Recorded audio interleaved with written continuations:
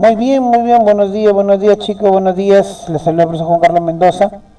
Y muy bien, estamos en una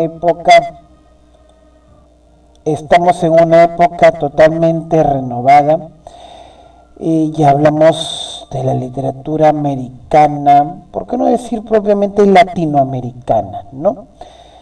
Estamos en un momento de cambio, más bien recordarte todavía que estamos en pandemia y hay que tener mucho cuidado de lo que hagamos, ¿ya?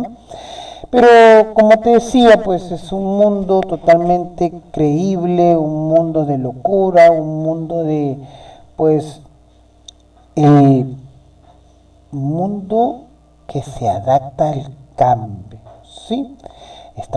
Hoy día vamos a leer y vamos a saber un poco más de repente de una época muy peculiar, de una época que se resalta ya lo nuestro, una época muy importante para muchos porque va a tomar en cuenta ese punto de quiebre que es el, el amor a lo nuestro.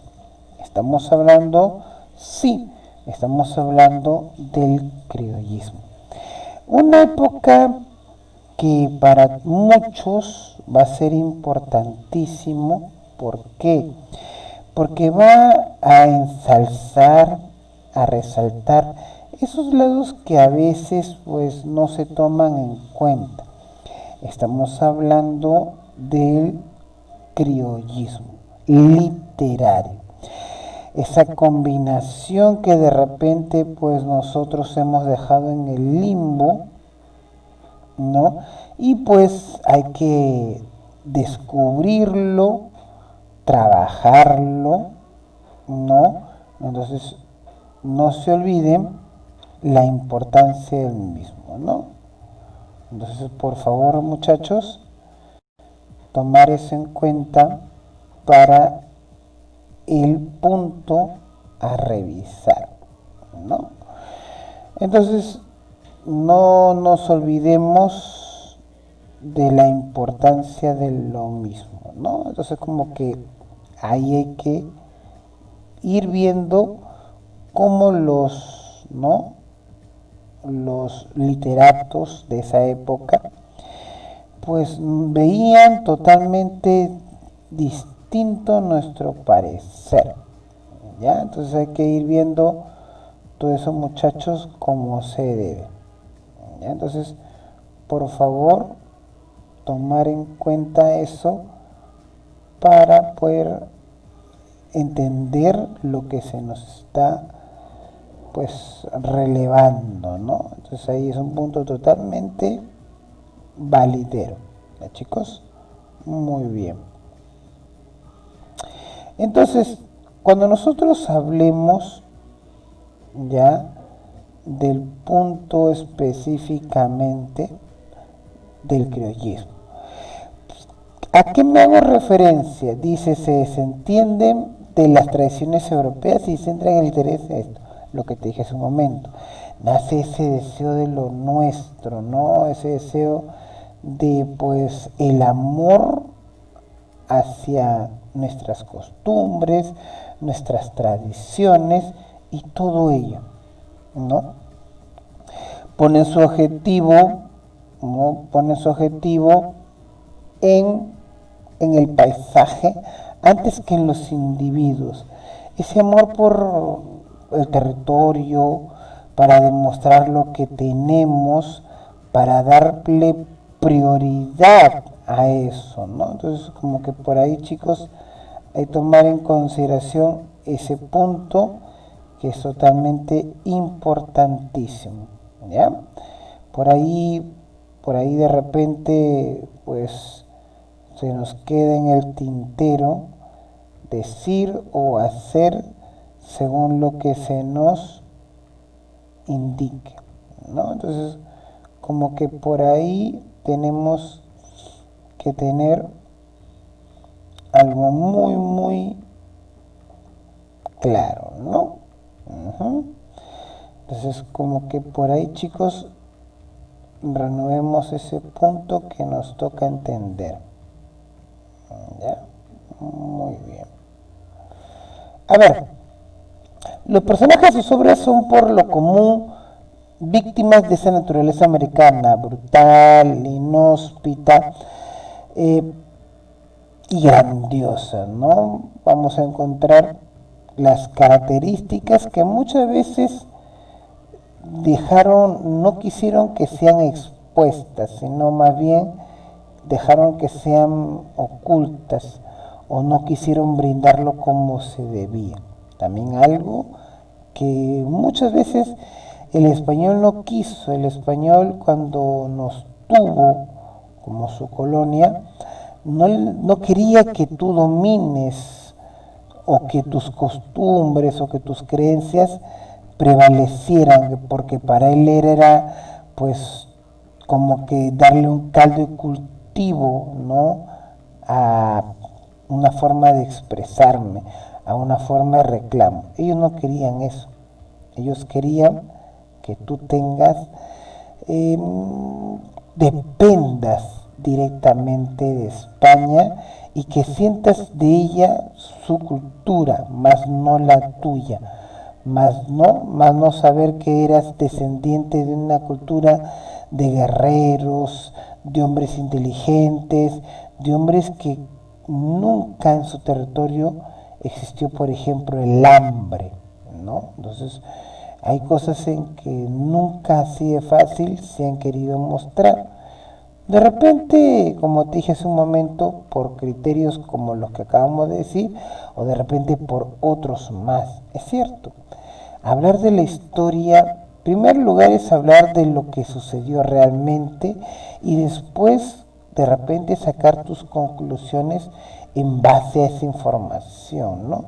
Porque decir blanco o negro sobre algo también es algo muy peculiar, ¿no? Entonces, como que por ahí está esa nota de cambio que no siempre se puede determinar con seguridad en pleno, ¿no? A ver, veamos por acá. Ya estás. A ver. Uh-huh. Bien, veamos por acá. Ya estás. Así es. Ya. Entonces, como te seguía diciendo, ¿no? Domina la técnica de la novela, el relato o el cuento. ¿Por qué? Porque buscaban crear situaciones muy peculiares, ¿no? Como te dije hace un momento. Entonces, todo eso vamos a ir viéndolo lentamente, ¿no? Continúan esta tradición modernista de ser verdadero el arte escrito, pero con contenidos nacionales. Vuelvo a poner tu acápite. Quisieron resaltar lo nuestro, ¿no? Dominan el manejo de la lengua y conocen a fondo los regionalismos de un vocabulario sintáctico. Oye, como te dije hace un momento, ¿no? El resaltar, o sea, ellos mismos se dieron cuenta que si no resaltaban eso, pues ¿quién lo vería? Pues, ¿no? Entonces, ahí viene la diferencia más renombrada. ¿Quién es el encargado de, pues, llenar ese vacío de datos de importancia ante toda esta situación, ¿no? Entonces es muy importantísimo manejar eso, ¿ya? Entonces, algo que uno debe considerar, ¿no? Propiamente es ese lado de repente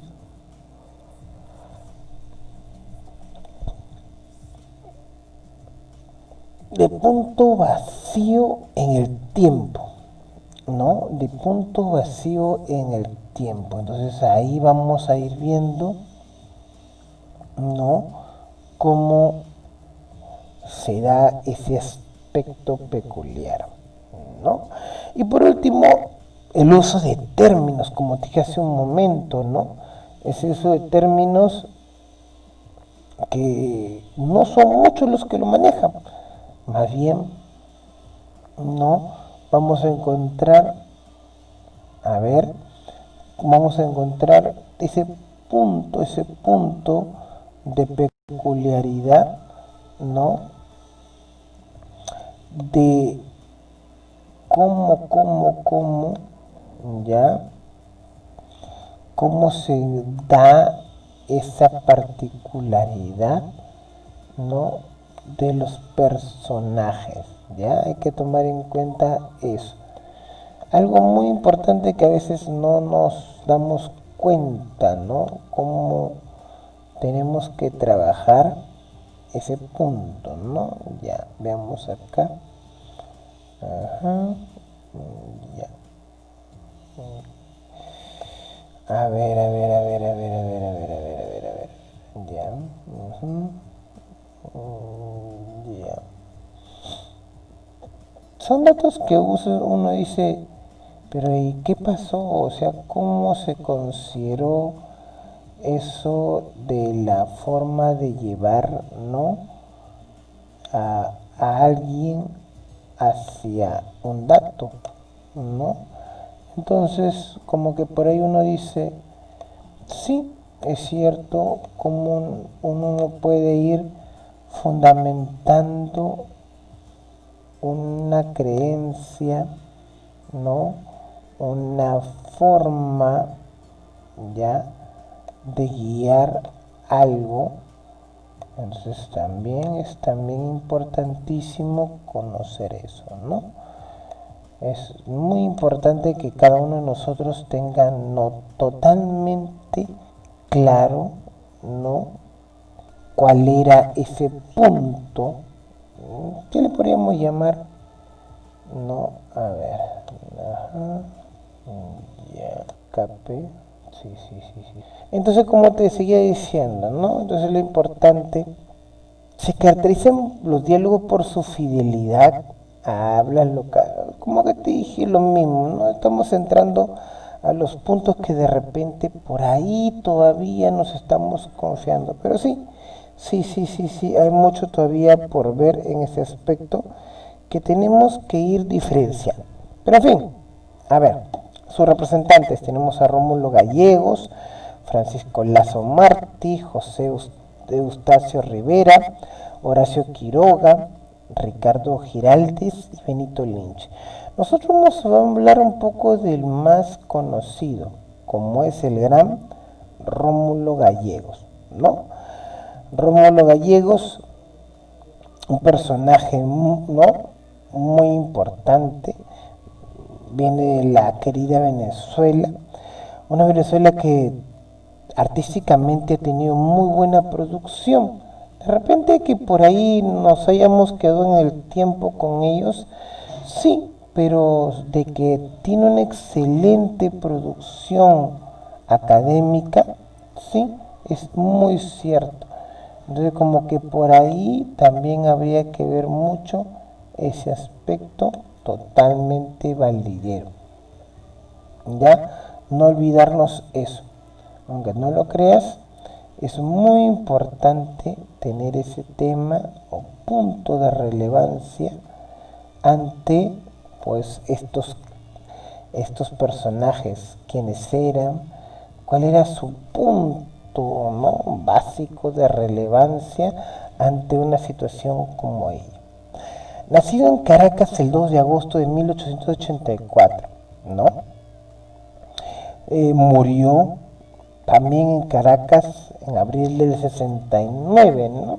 Entonces como que gozó esos cambios del mundo contemporáneo, ¿no? Esos cambios en donde pues, oye, Dios mío, ¿qué pasó en esta vida? ¿No? Entonces, como que todas esas cositas van a tener que primar en Rómulo Gallegos. Sigamos viendo un poco, ¿no? Novelista, ensayista, periodista, dramaturgo. Cuando yo hablo de dramaturgo, estoy hablando del personaje que crea obras teatrales. Siempre recuerda eso. Un dramaturgo es el personaje que se caracteriza por crear obras teatrales. Y político venezolano, como te dije, ¿no? Fue, ¿cómo le podríamos llamar? Conocedor de primera línea de la realidad de su país, ¿no? Una realidad que a veces para muchos cambia, ¿no? A pesar que Venezuela por muchos años fue uno de los mayores exportadores, exportadores de petróleo, uno de los hombres, una de las sociedades más fuertes de Latinoamérica, que de repente ahora no lo está viviendo. Dirás, profesor, pero sí, es cierto, en una época ahorita en donde no está viviendo eso, pero sí, una época, ellos han tenido su época, mucho tiempo de una época de oro, ¿ya? Ajá. En 1909 escribe su primera novela, El último solar, pero no la publica sino hasta 1920. Algo que sí no te voy a negar de muchos literatos del siglo XX, XIX, es que cuando muchas veces escribían algo que de repente en un principio no era aceptado por la sociedad, o ellos mismos sentían miedo de lo que habían hecho, como que los ponía en una situación muy peculiar. No te lo voy a negar, pero era totalmente así, ¿no? Entonces uno dice, pues, ¿qué sucedió? ¿Qué pasó? ¿Qué organizó en el aspecto emocional de los literatos de ese entonces, ¿no? Entonces, tengamos eso presente. Ya, veamos acá. Ejerce el cargo de presidente de Venezuela en el 48, por escasos 9 meses, convirtiéndose,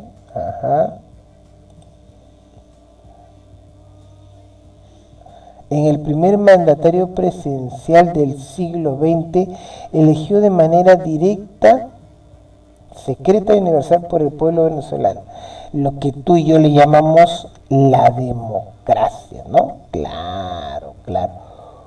Una palabra, aunque no lo creas, venida de menos a más. Y a veces hasta maltratada. ¿Por qué, profesor? Porque cuando hemos hablado de la democracia en la literatura, la cual se ha dado, pero también teniendo que luchar su espacio, ¿no? Porque recuerda que en la literatura mucho se vivió ciertos parámetros, esos parámetros que pues estaban prohibidos de cambiar, ¿no? No estaba prohibido de que alguien piense en no escribir pues como lo determinaba la Real Academia o como había que pensarlo, ¿no? Entonces como que por ahí es muy importante que entiendas eso, ¿no? Entonces vamos a pensar y determinar, ¿no?, lo importantísimo, así es, lo importantísimo de esta época, ¿no? A ver, vamos por acá. Cuando la Academia Venezolana de Lengua le eligió miembro, pero no se recibió. Recuerda que en esta época ellos buscan ser regionales. La Academia Venezolana de Lengua, así como la Academia Peruana de la Lengua, siguen parámetros de la madre. Sí, ¿de quién? De la Real Academia. Sin embargo, pues Rómulo Gallegos no lo quiere porque él es uno de los que está viendo que nuestro lenguaje, está viendo que nuestras lenguas nativas, está viendo que nuestros dialectos se resalten o más bien se asienten dentro de nuestro nivel académico. Eso es algo que, como te dije, es muy importante tomar en cuenta, ¿no? Entonces, si nosotros lo vemos desde ese punto de vista, Ahí viene la diferencia más grande a relevar. Piensa, considera y resalta ese punto de consideración, ¿no? Sus obras, ahí tenemos el listado de las más importantes, ¿no? Dentro de pues este quehacer llamado pues criollismo. Sus novelas: Reinaldo Solar, La Trepadora, Doña Bárbara, Canta Claro, ¿no? Ahí tenemos una de las obras que no te voy a negar, me llama mucho la atención, Doña Bárbara. Una novela que hasta fue puesta en película, puesta en novelas televisivas, porque la temática era muy fuerte, ¿no? Entonces vamos a ir viendo acá un argumento de Doña Bárbara, ¿no? Rica terrateniente, ruda e insensible por una experiencia traumática que tuvo adolescente, al ser violada por un grupo de piratas asesinos que también le arrebataron el primer amor de su vida. A ver, oye, profesor, ¿y acá en el Perú ha habido mujeres con ese poder como Doña Bárbara? Sí. De repente no por el quehacer antisocial que originó esa, ¿no? Esa conducta, ¿no? Porque ella tiene esas características porque perdió tanto el primer amor como una honra, que aunque te parezca increíble en el tiempo, hablar de la honra de una persona era totalmente, pues, oye, digamos, no lo peor que te podía ocurrir, ¿no? Lo peor que te podía ocurrir a ti era perder la honra. Por eso es que muchos llegaban a duelo, porque si era necesario recuperarla matando a alguien, no lo dudaba, hay que ser así de crudo, no lo dudaba. Entonces, quieras o no, era muy importante, ¿no?, tomar en consideración este dato. Aunque no lo creas, ¿no?, cuando nosotros revisamos el quehacer de estos personajes, nos damos con toda esta sorpresa, ¿no? Cómo el ser humano es capaz de cualquier cosa. Y eso, tomando en consideración cosas que de repente nos pueden asombrar, ¿no? Acumuló grandes tierras y manadas extensas de ganados, usando a los hombres para su provecho personal, así que por medios ilegales, soborno, entre otros, ¿no? Terrenó interesantes en el área de Santo Luzardo, que ha vuelto después de estudiar Derecho para imponer control en la hacienda de su familia. Recuerda que en esta época, o no necesariamente en esta época, en épocas anteriores, siempre la gente que tenía este quehacer en su vida, no era pues inconveniente total, ¿no?, para el ser humano, para la vida en sí. Entonces vamos a ir viendo, ¿no?, todo ese peculiar aspecto, ¿no?, que de repente nos asombra, ¿no? Entonces ahí hay algo muy espectacular, ¿no?, que a veces nos queda como dato anecdótico. Doña Bárbara, peones, no fechorías. Doña Bárbara tiene una hija, Marisela, ¿no? Tiene una hija con un terrateniente, la madre no quiere saber de ella y es dejada al completo abandono. Aunque Juan Primito, un criado de Doña Bárbara, se ocupa secretamente de ella. Oye, profesor, pero ¿por qué Doña Bárbara no quiere a su hija? Recuerda que tiene un problema emocional, social. Por eso que cuando se habla del tema central de la novela, se habla del conflicto entre la civilización y la barbarie. Ahí tienes personajes y esto. Al final de este video te voy a colocar un pequeño video sobre esta novela y tú puedes entender esas características que te dije, ¿no? Esas características que remarcan a un ser humano de tal manera que a veces uno dice, oye, ahora entiendo el porqué del comportamiento de algo o de alguien. Sí, muchas veces el entorno social, familiar, en una persona determina mucho su conducta. Entonces es importante también tener eso muy en cuenta. Bueno, chicos, veamos por acá nuestra gran obra, Doña Bárbara. De Rómulo Gallegos. Santos Luzardo, hombre criado en la ciudad, joven, culto y con ideas avanzadas, se dirige a sus posesiones del llano donde había nacido. Doña Bárbara, que se convertirá en la principal enemiga de Luzardo, lo ha hecho seguir por el brujeador, su guardaespaldas preferido, que pertenece a la pandilla del miedo, nombre de la hacienda de esta mujer. Estos crueles y a la vez sumisos bandoleros eran los encargados de asesinar a mansalva a cuantos intentaran oponerse a los designios de aquella señora terrible y hombruna. Doña Bárbara tenía fama de ser una devoradora de hombres, a quienes hechizaba con brebajes, pues era ducha en brujerías. En una época anterior, las familias más poderosas de la región, los Luzardo y los Barquero, se desangraban en una lucha sin cuartel, disputándose la posesión de la vieja hacienda de Altamira. Al enviudar, la madre de Santos Luzardo abandona Llano y huye con su hijo a Caracas, para educarlo en otro ambiente y evitar así la muerte del único sobreviviente de la familia. Al morir la señora Luzardo, Santos se propone vender la hacienda e irse a vivir a Europa.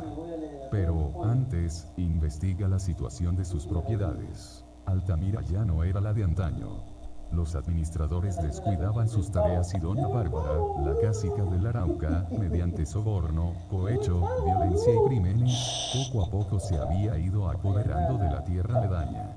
Entonces Santos resuelve ir a Altamira para meterse en aquella tierra a luchar, a defender sus propios derechos y también los ajenos, atropellados por los caciques del llano como Doña Bárbara, a luchar contra el desierto, que no dejaba penetrar la civilización.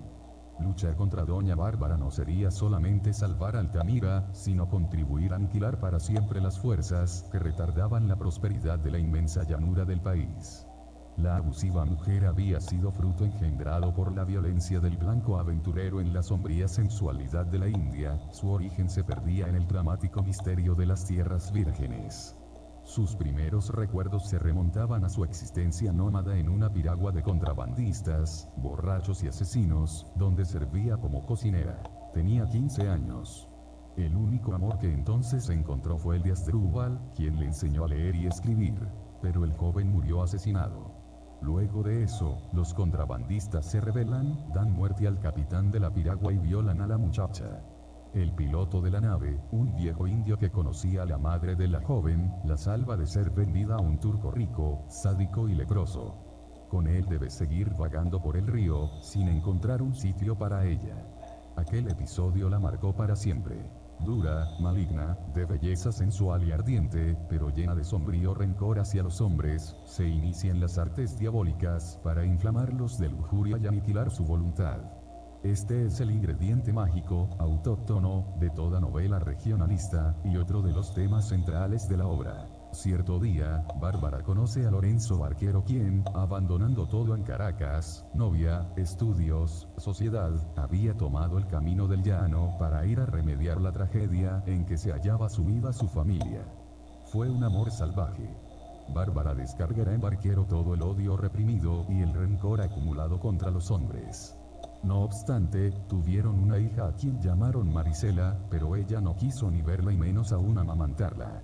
Él, víctima de aquella mujer insaciable y vuelto una píltrafa humana, borracho y agotado por los brebajes que ella le daba, sale de su propia casa despojado de sus tierras por Doña Bárbara, quien con ellas funda la hacienda El Miedo y comienza una nueva vida, en la que seduce a sucesivos pretendientes, los arruina y, si es necesario, los asesina sin miramiento alguno. A esa fuerza implacable debe enfrentarse Santos Luzardo para recuperar su hacienda.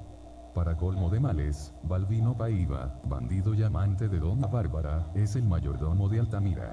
Al ver el estado de la hacienda, Luzardo se queda.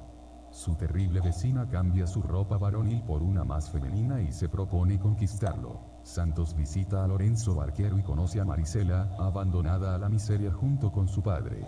El joven advierte la belleza de la muchacha y le habla con cariño. Ella siente despertar un sentimiento desconocido. Santos avisa su propósito de cercar sus tierras, tanto a Doña Bárbara como a Mr. Danger, un norteamericano soberbio e insolente. El yanqui se opone. Su historia también es turbia. Llegó a Llano y ocupó por la fuerza las tierras que habían sido de los Barquero.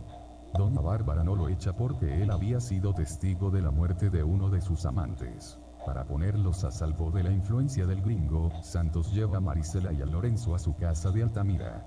Los celos de Doña Bárbara aumentan. Marisela se entera de que su madre piensa embrujar a Santos y se le enfrenta. Él interviene y nada sucede. Uno de los peones más fieles de Luzardo aparece muerto. Doña Bárbara sospecha de Balbino Paiva y, cuando tenga pruebas de su culpabilidad, planea entregarlo a Santos para ganarse la confianza de este. Pero él la cree culpable y le declara la guerra. Mientras tanto, Marisela se marcha de la hacienda de Santos porque está enamorada de él y piensa que aspirar a su amor es pretender un imposible. Al mismo tiempo, se siente triste y angustiada por la salud de su padre y quiere encargarse de curarlo. Pero don Lorenzo muere sin que ella pueda evitarlo. Los acontecimientos se precipitan a partir de este momento. Santos es emboscado por el brujeador, pero aquel le da muerte. Doña Bárbara, en otra muestra de respeto por Luzardo y tratando de granjearse su adhesión, culpa a Balbino Paiva y lo hace matar. Santos Luzardo, seguro ya de sus sentimientos, propone matrimonio a Marisela. Doña Bárbara, despechada, no se da por vencida. Llena de intenciones siniestras monta a caballo y se encamina a Altamira. Va decidida a matar a su hija, pero en el último momento le faltan las fuerzas, se arrepiente y baja el arma. Un sentimiento maternal, desconocido hasta entonces, tomó cuerpo en ella. A la mañana siguiente, Doña Bárbara envejecida, absorta, sombría, al paso sosegado de su caballo, se aleja para siempre del miedo. Así, en forma vaga, sin que nadie sepa dónde se ha marchado, desaparece la casica del Arauca.